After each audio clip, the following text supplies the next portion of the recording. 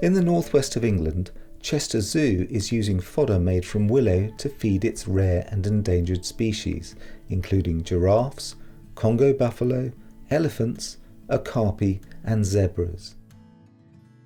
Since 2018, the zoo has been producing willow browse from its own farmland, which now supplies around 25% of the browse required by the zoo animals. The farm has around 15 hectares of willow stands and has planted 11 different types of biomass willow. These are biomass willow varieties grown for high yield and straight stems. The willows have lots of great properties that make them tasty to eat, and they also include some useful chemicals like salicins that help keep the animals healthy. They are planted as cuttings in the spring and are cut after 2 years and can remain viable for up to 30 years.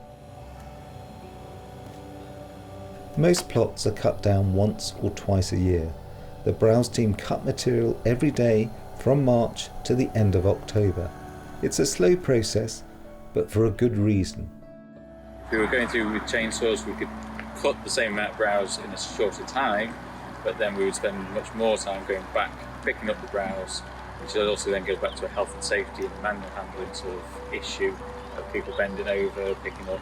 There's lots of stumps, as you can see in the plantation, which become a trip hazard.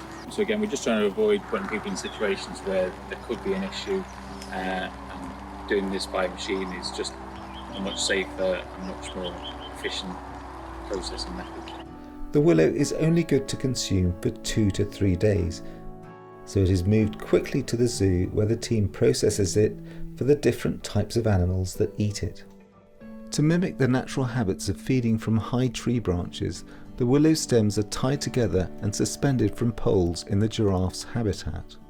Some stems are stuck in the ground for elephants, or the bark is stripped and put into ball feeders. Some animals just eat the leaves and bark, while others eat the wood too. There is always lots of waste to clear up, but everything is recycled. The leftover willow stems are mixed with other arboricultural arisings and muck from the zoo. This material is then shredded and turned into compost, which is then spread out on the land or used as a soil improvement.